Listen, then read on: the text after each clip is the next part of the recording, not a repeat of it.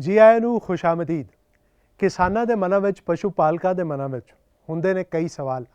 ਉਹਨਾਂ ਸਵਾਲਾਂ ਦਾ ਹੱਲ ਲੈ ਕੇ ਆਇਆ PTC ਨਿਊਜ਼ ਦਾ ਇੱਕ ਖਾਸ ਉਪਰਾਲਾ ਅਸੀਸ ਡੇਅਰੀ ਫਾਰਮ ਹੈਲਪਲਾਈਨ। ਇਹ ਜੋ ਨੰਬਰ ਤੁਹਾਡੀ ਸਕਰੀਨ ਤੇ ਆ ਰਿਹਾ ਜੋ ਕਿ ਹੈ 8699037369। ਇਸ ਉੱਤੇ ਤੁਸੀਂ ਮਿਸਡ ਕਾਲ ਕਰ ਦਿਓ ਜਾਂ WhatsApp ਕਰ ਦਿਓ। ਸਾਡੀ ਟੀਮ ਤੁਹਾਡੇ ਨਾਲ ਸੰਪਰਕ ਕਰਦੀ ਹੈ ਤੇ ਪਸ਼ੂ ਪਾਲਣ ਨਾਲ ਜੁੜੇ ਤੁਹਾਡੇ ਸਵਾਲ ਜਾਣਦੀ ਹੈ। ਵੈਸੇ ਜਦ ਘਰ ਦੇ ਵਿੱਚ ਬੱਚਾ ਹੁੰਦਾ ਹੈ ਤਾਂ ਘਰ ਦਾ ਮਾਹੌਲ ਹੀ ਵੱਖਰਾ ਹੋ ਜਾਂਦਾ ਹੈ, ਬੜਾ ਖੁਸ਼ਨੁਮਾ ਹੋ ਜਾਂਦਾ ਹੈ। ਘਰ ਦਾ ਹਰ ਪਰਿਵਾਰਿਕ ਮੈਂਬਰ ਜਿਹੜਾ ਹੈ ਉਹ ਵੱਖਰੇ ਹੀ ਚਾਅ 'ਚ ਹੁੰਦਾ ਹੈ। ਪਰ ਕਿਸਾਨ ਦੇ ਜੀਵਨ ਵਿੱਚ ਇਹ ਖੁਸ਼ੀ ਉਦੋਂ ਦੁੱਗਣੀ ਹੋ ਜਾਂਦੀ ਹੈ ਜਦ ਉਸ ਦੇ ਪਸ਼ੂ ਦੇ ਘਰ ਕੱਟੀ ਜਾਂ ਬੱਚੀ ਦਾ ਜਨਮ ਹੁੰਦਾ ਹੈ। ਤੇ ਅੱਜ ਦਾ ਸਾਡਾ ਵਿਸ਼ਾ ਵੀ ਹੈ 3 ਮਹੀਨੇ ਦਾ ਬੱਚਾ 3 ਗੁਣਾ ਭਾਰ, ਜਿਸ ਬਾਰੇ ਗੱਲ ਕਰਨ ਲਈ ਸਾਡੇ ਨਾਲ ਖਾਸ ਤੌਰ ਤੇ ਪੂਨਾ ਤੋਂ ਤਸ਼ਰੀਫ ਫਰਮਾ ਨੇ ਡਾਕਟਰ ਪ੍ਰਦੀਪ ਮਹਾਜਨ, ਜੋ ਬਹੁਤਾ ਸਮਾਂ ਪੰਜਾਬ ਵਿੱਚ ਬਿਤਾਉਂਦੇ ਨੇ, ਕਿਸਾਨਾਂ ਨਾਲ, ਪਸ਼ੂ ਪਾਲਕਾਂ ਨਾਲ ਸਿੱਧਾ ਸੰਪਰਕ ਸਾਧਦੇ ਨੇ, ਉਹਨਾਂ ਦੀ ਸਮੱਸਿਆ ਹੱਲ ਕਰਦੇ ਨੇ। ਡਾਕਟਰ ਸਾਹਿਬ ਜੀ ਆਇਆਂ ਨੂੰ। ਸਤਿ ਸ਼੍ਰੀ ਅਕਾਲ ਨਕਲ ਜੀ, ਸਤਿ ਸ਼੍ਰੀ ਅਕਾਲ ਸਾਰਿਆਂ ਨੂੰ।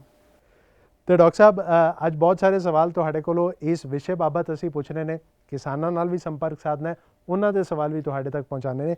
ਪਰ ਪਹਿਲਾ ਸਵਾਲ ਮੇਰਾ ਤਾਂ ਹੈ ਕਿ ਜਦ ਕੱਟੀ ਜਾਂ ਬੱਚੀ ਦਾ ਜਨਮ ਹੁੰਦਾ ਹੈ ਤੇ ਪਹਿਲੇ 2 ਘੰਟੇ ਦੇ ਵਿੱਚ ਉਸ ਦੀ ਦੇਖਭਾਲ ਕਿਵੇਂ ਕਰਨੀ ਚਾਹੀਦੀ ਹੈ ਤਾਂ ਕਿ ਅੱਗੇ ਜਾ ਕੇ ਉਸ ਨੂੰ ਕਿਸੇ ਦਿੱਕਤ ਦਾ ਸਾਹਮਣਾ ਨਾ करना पड़े। निखिल जी, सही कहा आपने। पहले 2 घंटे बहुत ही इम्पॉर्टेंट है। मैं शुरू करूँगा डिलीवरी के थोड़ा पहले। एक तो किसान का ध्यान पूरा होना चाहिए गाय पे। जब सोने का टाइम करीब आ रहा है तो गाय की देखभाल होनी चाहिए। कब वो डिलीवरी हो रही है वो हमें पूरा पता होना चाहिए। जैसे ही डिलीवरी होती है, बछड़ी बाहर आती है, तो एक तो है उसको सुखाना, जो बर्थ मेम्ब्रेन्स है उसको हटाना, क्लीन करना, और क्लीन करने के बाद गाय के पास छोड़ना। तो गाय भी अपना नेचुरल जो हैबिट होता है उसको चाट के साफ़ करती है। इससे सिर्फ सफाई नहीं होती, मसाज भी होती है, जिससे ब्लड सर्कुलेशन काफ का बढ़ता है। ये करने के बाद इमीडिएट अपना पहला काम है, जो पहले 2 घंटे के अंदर अंदर हो ही जाना चाहिए, वो है नेवल कॉर्ड का कटिंग। तो नेवल कॉर्ड अच्छे साफ़ सुथरे सीजर से कट करके बिटाडिन के सॉल्यूशन में अगर हम डोएंगे तो कोई इन्फेक्शन नहीं होगा। इन्फेक्शन से बचना ज़रूरी है, इसलिए साफ़ सफाई होना और डिसइंफेक्शन होना ये ज़रूरी हो जाता है। इसके बाद का इससे भी ज़्यादा मैं कहूँगा कि इम्पॉर्टेंट काम है कोलेस्ट्रम पिलाना, जिसको हम बोली कहते हैं पंजाबी में। हम सब जानते हैं वो बहुत गाढ़ा होता है, उसमें प्रोटीन की मात्रा इतनी ज़्यादा होती है कि जब हम उसको गर्म करते हैं तो वो जमता है। ये जमता इसलिए है कि इसमें इम्यूनोग्लोबुलिन्स, जिसको हम कहते हैं, वो ज़्यादा होते हैं। अभी कोरोना कोविड-19 के सिलसिले में हम सब ने इम्यूनिटी पे बहुत बात की। ये इम्यूनोग्लोबुलिन्स जो है वो नाम ही बता रहा है कि इम्यूनिटी से रिलेटेड है। तो जो गाय अपने बॉडी से इम्यूनिटी ट्रांसफ़र करती है काफ को, वो होता है कोलेस्ट्रम से। और जितना कोलेस्ट्रम काफ जल्दी पिएगा उतना पैसिव इम्यूनिटी हम जिसको कहते हैं, जो मदर ने डेवलप की हुई है, और रेडी इम्यूनिटी अब बछड़ी को पास ऑन कर रही है। तो ये पैसिव इम्यूनिटी बनाने का काम कोलेस्ट्रम पिलाने से होता है। मैंने कहा कि कोलेस्ट्रम में प्रोटीन्स है, इम्यूनोग्लोबुलिन्स है। अगर हम ऐसे प्रोटीन्स है, इम्यूनोग्लोबुलिन्स खाए, या बछड़ी बड़ी होने के बाद 2 महीने बाद अगर उसको दें, तो ये प्रोटीन हज़म होके अमाइनो एसिड में कन्वर्ट होके उसके बॉडी में जाएंगे। जबकि नेचर ने काफ को ऐसा बनाया है कि पहले 24 घंटे में ये जो इम्यूनोग्लोबुलिन्स है वो डायरेक्ट एब्जॉर्ब होते हैं बिना टूटे। तो इसलिए ज़रूरी है कि हम जितना जल्दी कोलेस्ट्रम काफ को पिलाए उतना अच्छा। जितना हम उसको देर करेंगे, एक तो काफ की जो इम्यूनोग्लोबुलिन एब्सॉर्ब करने की कैपेसिटी है वो बहुत जल्दी नीचे जाती है। और दूसरे हाथ में जो कोलेस्ट्रम बन रहा है गाय में, उसमें भी इम्यूनोग्लोबुलिन का परसेंटेज घटता जाता है।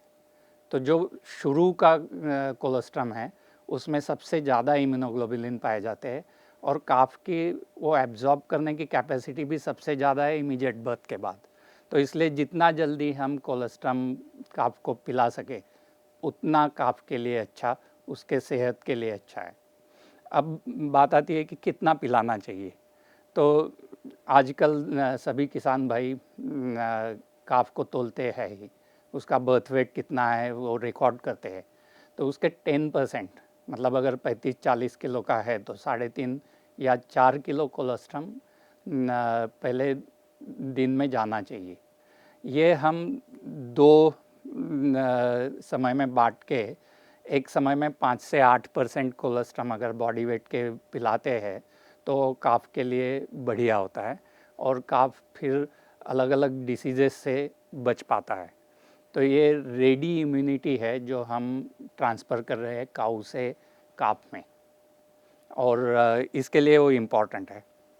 बिल्कुल डॉक्टर साहब, अपने आप में जे देखा जाए तो बड़ी कुदरती बड़ी खूबसूरत प्रक्रिया ਇਹ ਹੁੰਦੀ ਹੈ। ਪਰ ਇੱਥੇ ਇਹ ਵੀ ਕਿ ਕਈ ਵਾਰ ਵੇਖਿਆ ਜਾਂਦਾ ਹੈ ਕਿ ਪਸ਼ੂ ਜਿਹੜੇ ਨੇ ਉਹ 5 ਤੋਂ 6 ਘੰਟੇ ਤੱਕ ਜ਼ਹਿਰ ਨਹੀਂ ਸੁੱਟਦੇ, ਤੇ ਉਸ ਵੇਲੇ ਬੋਲੀ ਪਿਆਈ ਜਾ ਸਕਦੀ? हाँ बिल्कुल, मैंने भी कई किसान भाइयों से सुना है। ट्रेडिशनली किसान भाई ये मानते थे कि अगर बर्थ मेम्ब्रेन जहर अगर गिरा नहीं है तो वो कोलेस्ट्रम पिलाना नहीं चाहिए जब तक वो गिर नहीं जाता। मेरे हिसाब से ये गलत है। जैसे कि हमने शुरू में बात की, टाइम बहुत ज़्यादा इम्पॉर्टेंट है। जितना हम जल्दी कोलेस्ट्रम काफ को पिलाएंगे उतना एब्जॉर्प्शन इम्यूनोग्लोबुलिन का अच्छा होगा। इसलिए हमें देखना ये है कि जल्दी से जल्दी कोलेस्ट्रम काफ को पिलाया जाए, देर ना हो। तो इसलिए अगर प्लासेंटा फंसा भी है तो भी कोलेस्ट्रम पिलाना ज़रूरी है। इसका दूसरा इफ़ेक्ट ये भी है कि काफ जो सकलिंग के एक्शन है, कोलेस्ट्रम निकालने की जो एक्शन है वो ऑक्सीटोसिन सिक्रीशन करती है गाय के बॉडी में, जिससे यूटेरस कॉन्ट्रैक्ट होना शुरू होता है। अगर यूटेरस कॉन्ट्रैक्ट होता है, उसके मसल कॉन्ट्रैक्ट होते हैं, तो ये प्लासेंटा गिराने में मदद भी करता है। तो इसलिए काफ को कोलेस्ट्रम पिलाना, जल्दी पिलाना ज़रूरी है, चाहे फिर प्लासेंटा ना गिरा हो तो भी। मैं तो इसके आगे जाके ये कहूँगा कि किसी किसी गाय ने अगर कोलेस्ट्रम नहीं बनाया, नहीं दिया, तो ऐसे काफ को दूसरे गाय का भी कोलेस्ट्रम जितना जल्दी हम पिला सकें उतना पिलाना चाहिए, क्योंकि उसकी एबिलिटी एब्जॉर्प्शन की बाद में कम होनी है। और उसको अगर हम पैसिव इम्यूनिटी देना चाहते हैं तो जितना जल्दी हो सके कोलेस्ट्रम पिलाना इम्पॉर्टेंट है। तो डॉक्टर साहब, कई बार मैं ये भी देखे कि कई पशु पालक ने, मेरे भी कई जानकार ने, वो की करते हैं कि कुछ ही दिनों की जी बच्ची है, कट्टी है, उसनों पट्ठा, अचार, तूड़ी यह खवा देंगे ने, तो इसका कोई नुकसान भी होता? हाँ बिल्कुल होता है, और सिर्फ किसान भाइयों का नहीं, हम न्यूट्रिशनिस्ट का भी यही है। जब मैं पढ़ा करता था 15-20 साल पहले भी, हम ये कहते थे कि थोड़ी तूड़ी तीसरे चौथे दिन से शुरू कर देनी चाहिए, वो रूमेन ग्रोथ में हेल्प करती है।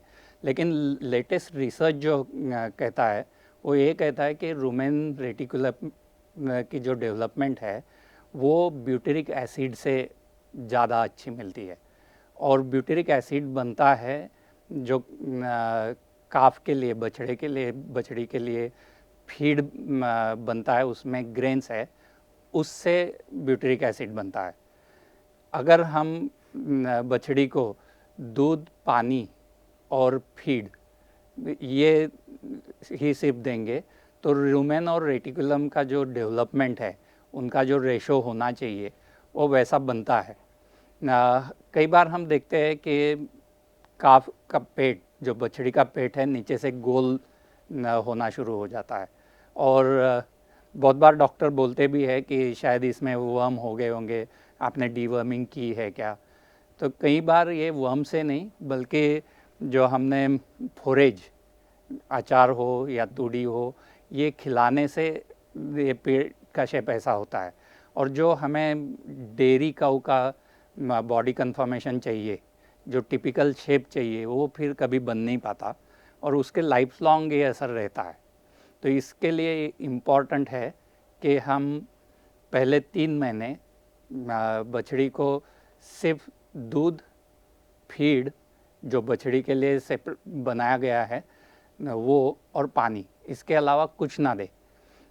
हम आजकल देखते हैं कई सारे किसान भाई बछड़ियों को केज में पालते हैं, एक पिंजरे में रखते हैं। ये बहुत अच्छी चीज़ है। ये ना ही उनको रोगों से, एक दूसरों से रोग होने से बचाती है और उसको घास भी नहीं मिलने देती। अगर हम बछड़ियों को खुला छोड़ेंगे तो फार्म में इधर उधर तो मुंह मार लेगी, कुछ घास खा जाएगी और फिर जो डेवलपमेंट जैसी होनी चाहिए वो नहीं हो पाएगी। तो इसलिए अगर हम उनको ये केजेस में रखते हैं जिसकी साइज़ 6 फुट बाय 4 फुट अगर है तो उसमें काब बंद रहेगा और फिर घास नहीं खाएगा, सिर्फ पानी, फीड और दूध, यही उसको मिलेगा। ਡਾਕਟਰ ਸਾਹਿਬ ਬਹੁਤ ਹੀ ਵਿਸਤਾਰਪੂਰਵਕ ਜਾਣਕਾਰੀ ਦੇ ਰਹੇ ਨੇ ਤੇ ਕਿਸਾਨ ਵੀਰਾਂ ਨੂੰ, ਪਸ਼ੂ ਪਾਲਕਾਂ ਨੂੰ ਇਹ ਜ਼ਰੂਰ ਕਹਾਂਗਾ ਕਿ ਇਹ ਤੁਸੀਂ ਬਾਕਾਇਦਗੀ ਨਾਲ ਨੋਟ ਕਰਦੇ ਰਹੋ। ਬਾਕੀ ਤੁਹਾਡੇ ਸਵਾਲ ਵੀ ਅਸੀਂ ਇਹਨਾਂ ਤੱਕ ਪਹੁੰਚਾਵਾਂਗੇ ਬਸ ਇੱਕ ਨਿੱਕੇ ਜਿਹੇ ਬ੍ਰੇਕ ਤੋਂ ਬਾਅਦ। ਤੁਸੀਂ ਵੇਖਦੇ ਰਹੋ ਅਸੀਸ ਡੇਅਰੀ ਫਾਰਮ ਹੈਲਪਲਾਈਨ।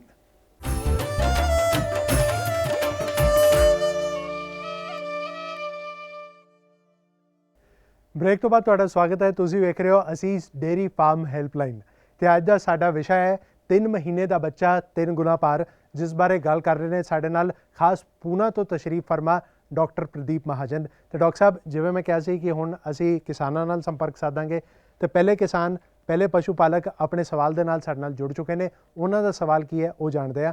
ਹਾਂਜੀ, ਕੀ ਨਾਂ ਜੀ ਤੁਹਾਡਾ, ਕਿੱਥੋਂ ਬੋਲ ਰਹੇ ਹੋ? ਹਾਂਜੀ, ਸਤਿ ਸ਼੍ਰੀ ਅਕਾਲ ਸਾਹਿਬ। ਮੇਰਾ ਨਾਮ ਗੁਰਪ੍ਰੀਤ ਸਿੰਘ ਹੈ, ਪਿੰਡ ਮਿਆਮਤਪੁਰ, ਤਹਿਸੀਲ ਰਾਜਪੁਰਾ ਜੀ। ਸਤਿ ਸ਼੍ਰੀ ਅਕਾਲ ਜੀ, ਆਪਣਾ ਸਵਾਲ ਪੁੱਛੋ। ਹਾਂਜੀ ਡਾਕਟਰ ਸਾਹਿਬ, ਮੇਰਾ ਸਵਾਲ ਇਹ ਹੈ ਕਿ 3 ਮਹੀਨੇ ਤੋਂ ਛੋਟੇ ਬੱਚੇ ਨੂੰ ਆਪਾਂ ਪਾਣੀ ਦੇ ਸਕਦੇ ਹਾਂ ਜੀ? हाँ, बहुत इम्पॉर्टेंट सवाल पूछा है आपने और इसका थोड़ा बैकग्राउंड भी मैं बता देना चाहूँगा कि मैंने भी कई सारे फार्म पे किसान भाइयों से ये सुना है। अब क्या हुआ है, लास्ट कई सालों में जो हमारे लिए, अपने बच्चों के लिए डॉक्टर बोलते हैं कि शुरू में उनको माता का सिर्फ दूध दीजिए, बाकी कुछ मत दीजिए, पानी भी मत दीजिए। तो ये कई बार किसान भाई बछड़ियों के लिए भी करते हैं और सोच तो उसकी सही है कि जो आदमियों में कहते हैं पानी देने से बैक्टीरिया या कई अलग अलग इन्फेक्शन जा सकते हैं, उससे बचने के लिए कहते हैं। जहाँ तक बछड़ियों का सवाल है, हमने ये नहीं करना चाहिए। पानी ज़रूर पिलाना चाहिए। पानी साफ़ सुथरा हो, पीने लायक हो, अपने पीने लायक हो, उसमें कोई बैक्टीरिया ना हो, ऐसा पानी अगर हम देते हैं तो बछड़ियों को ग्रोथ में मदद करता है।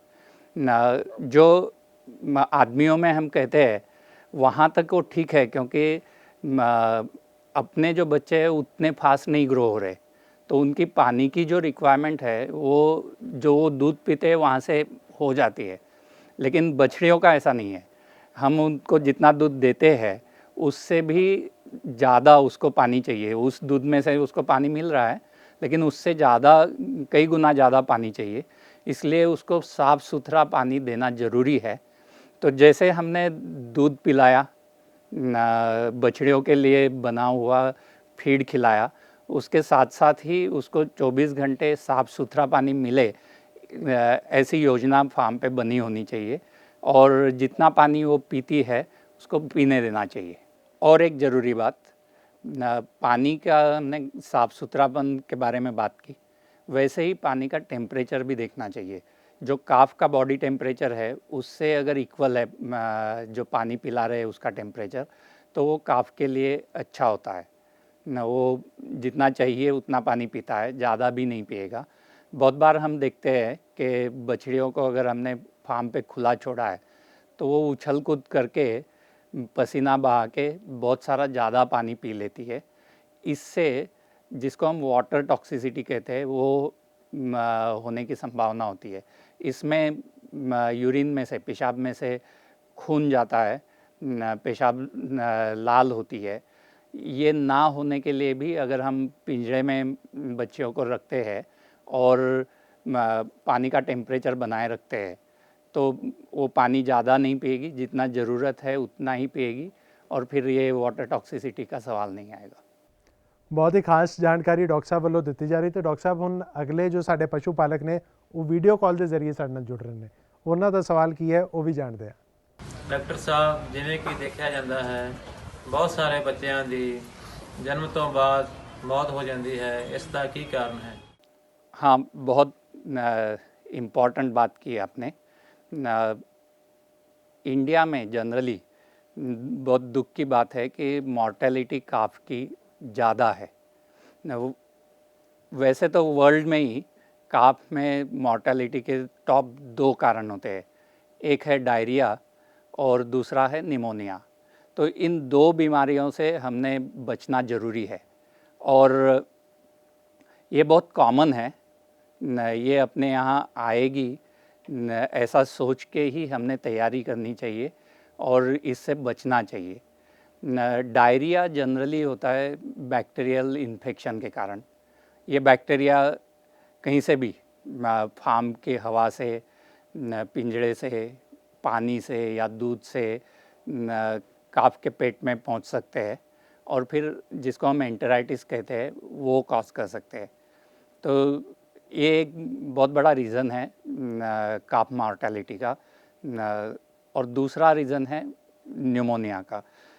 जैसे हम ठंड से अपना खुद का बचाव करते हैं, ज़्यादातर किसान भाइयों को ये पता है कि ठंड में काव्स को भी बचाना चाहिए और कई बार ठंड की वजह से भी निमोनिया लग सकता है, लेकिन बिना ठंड के भी बैक्टीरियल इन्फेक्शन से निमोनिया हो सकता है। तो इन दोनों ही बीमारियों से बचने के लिए काफ का पिंजरा साफ़ सुथरा रखना बहुत ज़रूरी है। वैसे ही उसकी इम्यूनिटी मेंटेन करना। हमने पहले तो बात कर ली पैसिव इम्यूनिटी की, कि पैसिव इम्यूनिटी कोलोस्ट्रम से हम ट्रांसफ़र करेंगे तो जो मदर ने इम्यूनिटी बछड़े को पास ऑन की है वो कुछ दिनों तक बचा के रखेगी, लेकिन उस पैसिव इम्यूनिटी का अपना एक लाइफ है, उसके बाद उसकी लेवल कम होनी शुरू हो जाती है। काफ बढ़ रहा है तो उसकी खुद की इम्यूनिटी बढ़ना शुरू होती है। इनका जो जॉइंट है वो जनरली आता है दूसरे तीसरे हफ्ते में, मतलब 13-14 दिन से 21-22 दिन के बीच में जो पीरियड होता है उसमें जो पैसिव इम्यूनिटी माता की ओर से आई हुई इम्यूनिटी कम हो गई है और बछड़े की बढ़ी नहीं है। तो ऐसे पीरियड में काफ को बचा के रखना बहुत इम्पॉर्टेंट है। उसकी खुद की इम्यूनिटी बढ़ाने के लिए उसका न्यूट्रिशन, उसको हम क्या खिला पिला रहे हैं वो मायने रखता है। और दूसरा है साफ़ सुथरापन। अगर हम कम से कम बैक्टीरिया का एक्सपोजर बनाए रखेंगे तो फिर डायरिया, निमोनिया जैसी बीमारियां नहीं होगी और हम बछड़ियों को बचा सकते हैं। इसके अलावा एक कॉमन प्रॉब्लम और है जिसको हम कहते हैं ब्लोट। तो काफ में जो बछड़ियों में ब्लोट होता है वो बड़े काउज़ में, बड़े जानवरों में ब्लोट होता है, उससे थोड़ा अलग होता है।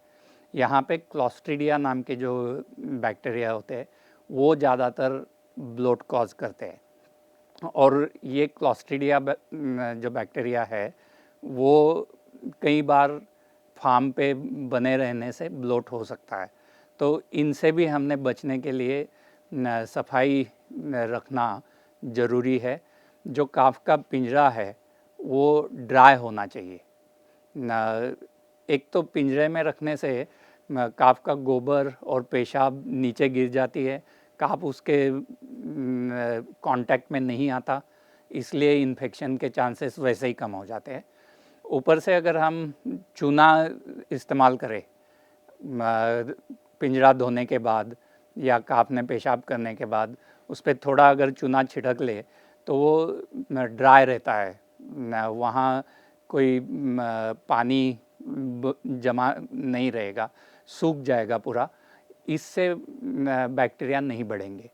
तो मेरे हिसाब से काफ की मॉर्टेलिटी डाउन रखने के लिए हमने डायरिया, न्यूमोनिया, काफ ब्लोट, इन जैसी चीज़ों से बचना है।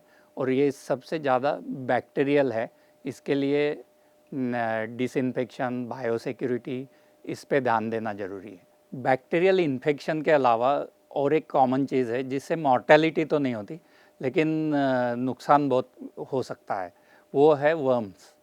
तो इसलिए डीवर्मिंग रेगुलर, जैसे डॉक्टर कहते हैं, उस हिसाब से होनी ज़रूरी है। अगर ये हुई तो काफ की ग्रोथ भी अच्छी मिलती है और उससे महत्वपूर्ण बात उसकी इम्यूनिटी बनी रहती है। तो डीवर्मिंग रेगुलर होना ज़रूरी है, जो काफ की सेहत बनाए रखने में मदद करेगा। ਬਿਲਕੁਲ ਡਾਕਟਰ ਸਾਹਿਬ ਨੇ ਪੂਰੀ ਡਿਟੇਲ 'ਚ ਦੱਸਿਆ ਕਿ ਕਿਵੇਂ ਤੁਸੀਂ ਆਪਣੀ ਕੱਟੀ ਜਾਂ ਬੱਚੀ ਨੂੰ ਤੁਸੀਂ ਬਚਾ ਸਕਦੇ ਹੋ ਇਹਨਾਂ ਬਿਮਾਰੀਆਂ ਤੋਂ, ਕਿਵੇਂ ਬਚਾ ਸਕਦੇ ਹੋ, ਉਹ ਤੁਸੀਂ ਨੋਟ ਕਰ ਲਿਆ ਹੋਵੇਗਾ। ਤੇ ਡਾਕਟਰ ਸਾਹਿਬ ਹੁਣ ਅਗਲੇ ਕਾਲਰ ਸਾਡੇ ਨਾਲ ਜੁੜ ਚੁੱਕੇ ਨੇ, ਉਹਨਾਂ ਦਾ ਸਵਾਲ ਕੀ ਹੈ ਉਹ ਵੀ ਜਾਣਦੇ ਹਾਂ। ਹਾਂਜੀ, ਕੀ ਨਾਂ ਹੈ ਜੀ ਤੁਹਾਡਾ, ਕਿੱਥੋਂ ਬੋਲ ਰਹੇ ਹੋ? ਹਾਂਜੀ ਸਰ, ਮੈਂ ਕਾਨੇ ਵਾਲੇ ਪਿੰਡ ਤੋਂ ਜਲਾਲਾਬਾਦ ਜ਼ਿਲ੍ਹਾ ਫਾਜ਼ਿਲਕਾ ਤੋਂ ਬੋਲ ਰਿਹਾ ਜੀ। ਹਾਂਜੀ, ਆਪਣਾ ਸਵਾਲ ਪੁੱਛੋ ਜੀ। ਸਰ, ਆਪਣੇ ਬੱਚੀਆਂ ਦੀ ਗਰੋਥ ਬਾਰੇ ਪੁੱਛਣਾ ਹੈ ਡਾਕਟਰ ਸਾਹਿਬ। अपने बच्चियां पूरी ग्रोथ नहीं कर रही हैं जी। आपने सही सवाल किया है। बछड़ियों की ग्रोथ बहुत इम्पॉर्टेंट है और पहले 3 महीने में अगर हम इसका पूरा ध्यान रखेंगे तो आने वाले गाय के पूरी लाइफ में उसका फ़ायदा होता है। जब हम ग्रोथ है, ठीक है या कम है ये कहते हैं तो अपने पास कुछ टारगेट होने चाहिए। मेरे हिसाब से अगर काफ का बर्थ वेट हमने गिना है और वो 90 दिनों में, 3 महीने में, पहले 3 महीने में अगर 3 गुना होता है तो वो अच्छा टारगेट है। अगर हमने ये कर लिया तो मैं कहूँगा कि हमने सही काम किया है। अब ये 3 गुना कैसे होगा? तो पहले है दूध। हम कितना दूध पिला रहे हैं, बराबर मात्रा में पिला रहे हैं कि नहीं, ये देखना ज़रूरी है।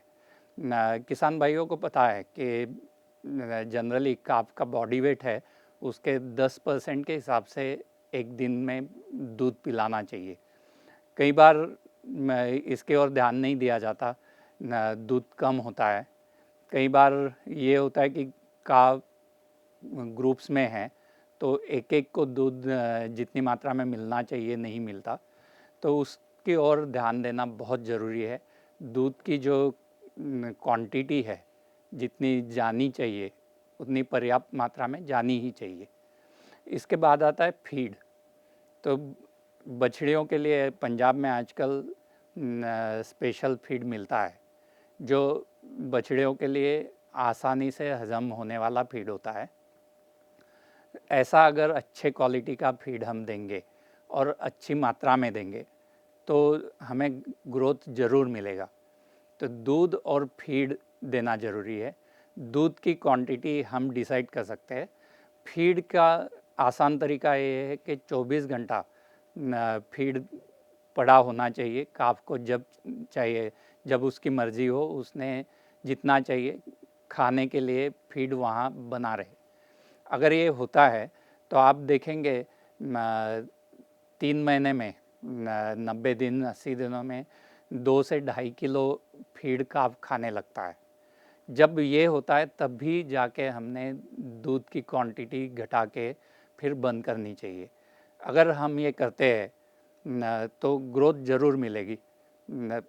इसके अलावा डिसीज़ेस ना हो, अपने यहाँ सफाई रखे। डिसीज़ अगर हो गया तो फिर न्यूट्रिशन कितना भी अच्छा हम बनाएं तो भी रिज़ल्ट नहीं मिलेंगे। तो ग्रोथ के लिए दूध और फीड, अच्छे क्वालिटी का बछड़ियों वाला फीड ज़रूरी है। उसके सफाई बनाने से डिसीज़ेस नहीं होगी। और डीवर्मिंग की बात हम कर चुके हैं। अगर रेगुलर डीवर्मिंग करेंगे तो हमें चाहिए वैसी ग्रोथ मिलेगी। ਤੇ ਇੱਥੇ ਵੇਲੇ ਇੱਕ ਹੋਰ ਛੋਟੇ ਜਿਹੇ ਬ੍ਰੇਕ ਦਾ ਹੈ। ਬ੍ਰੇਕ ਤੋਂ ਬਾਅਦ ਇੱਕ ਅਗਾਂਹ ਵਧੂ ਪਸ਼ੂ ਪਾਲਕ ਨਾਲ ਕਰਾਵਾਂਗੇ ਤੁਹਾਡੀ ਮੁਲਾਕਾਤ। ਤੁਸੀਂ ਵੇਖਦੇ ਰਹੋ ਅਸੀਸ ਡੇਅਰੀ ਫਾਰਮ ਹੈਲਪਲਾਈਨ।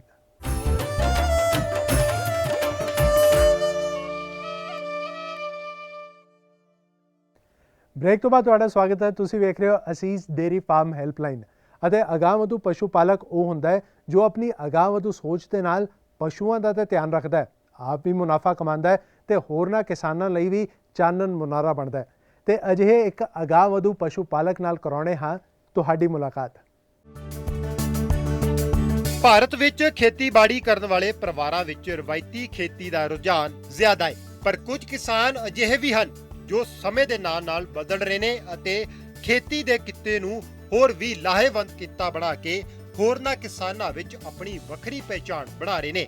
ਅਜਿਹੇ ਹੀ ਇੱਕ ਮੋਹਾਲੀ ਦੇ ਅਗਾਂਹਵਧੂ ਕਿਸਾਨ ਸੁਖਦੇਵ ਸਿੰਘ ਨੇ, ਜੋ ਕਿ 13 ਸਾਲਾਂ ਤੋਂ ਡੇਅਰੀ ਫਾਰਮਿੰਗ ਦਾ ਧੰਦਾ ਕਰਦੇ ਆ ਰਹੇ ਨੇ ਤੇ ਹੁਣ ਇਹਨਾਂ ਕੋਲ 100 ਤੋਂ ਵੱਧ ਗਾਵਾਂ ਨੇ।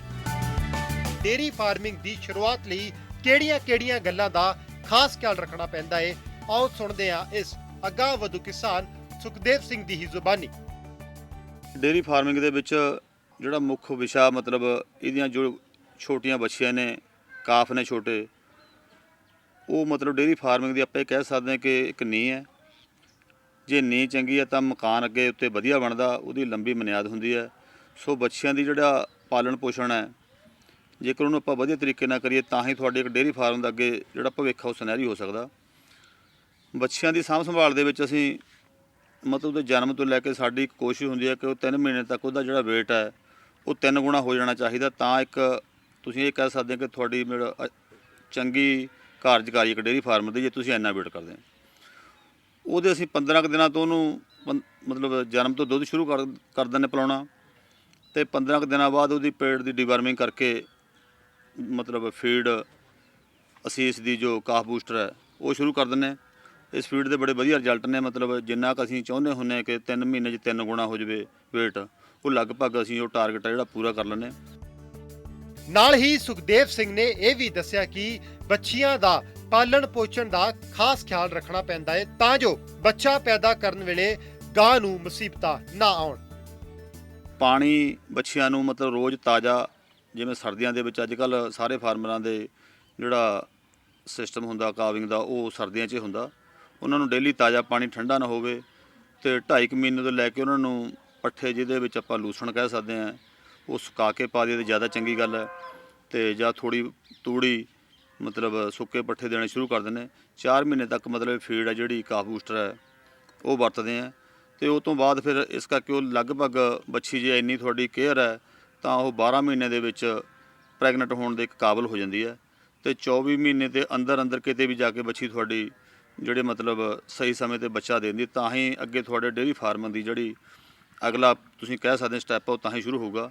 ਸੋ ਮੈਂ ਤਾਂ ਜਿੰਨੇ ਵੀ ਮੇਰੇ ਡੇਅਰੀ ਫਾਰਮਰ ਵੀਰ ਡੇਅਰੀ ਕਰਦੇ ਨੇ ਉਹਨਾਂ ਨੂੰ ਅਪੀਲ ਕਰਦਾ ਕਿ ਬੱਚੀਆਂ ਜਿਹੜੀਆਂ ਤੁਹਾਡੀਆਂ ਛੋਟੀਆਂ, ਇਹਨਾਂ ਦੇ ਉੱਤੇ ਖਾਸ ਧਿਆਨ ਦਿਆ ਕਰੋ। ਜੇ ਇਹ ਚੰਗੀਆਂ ਨੇ, ਇਹ ਸਹੀ ਸਮੇਂ 'ਤੇ ਤਿਆਰ ਹੋ ਗਈਆਂ, ਅਤੇ ਤਾਂ ਹੀ ਤੁਹਾਡੇ ਅੱਗੇ ਡੇਅਰੀ ਫਾਰਮਿੰਗ ਦੀ ਜਿਹੜੀ ਅਗਲਾ ਸਿਸਟਮ ਹੈ ਉਹ ਵਧੀਆ ਚੱਲਣਾ। ਸੋ ਇਹਨਾਂ 'ਤੇ ਜ਼ਰੂਰ ਇੱਕ ਵਿਸ਼ਾ ਬਹੁਤ ਜ਼ਰੂਰੀ ਹੈ ਅਤੇ ਜ਼ਰੂਰ ਧਿਆਨ ਦੇਣਾ ਬਣਦਾ ਜੀ।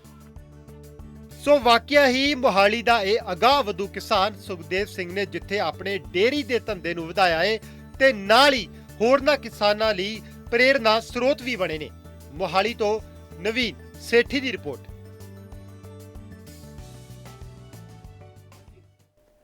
ਬਈ ਤੁਹਾਡੀ ਅਗਾਂਹਵਧੂ ਸੋਚ ਨੂੰ ਤਾਂ ਸਾਡਾ ਹਰ ਵੇਲੇ ਸਜਦਾ ਹੈ, ਅਤੇ ਅੱਜ ਦਾ ਜਿਹੜਾ ਵਿਸ਼ਾ ਸੀ 3 ਮਹੀਨੇ ਦਾ ਬੱਚਾ 3 ਗੁਣਾ ਪਾਰ, ਇਸ ਨਾਲ ਜੁੜੇ ਜੋ ਮੁੱਖ ਪੁਆਇੰਟਸ ਨੇ ਉਸ ਉੱਤੇ ਇੱਕ ਵਾਰ ਮੁੜ ਤੋਂ ਝਾਤ ਪਾਉਂਦੇ ਹਾਂ।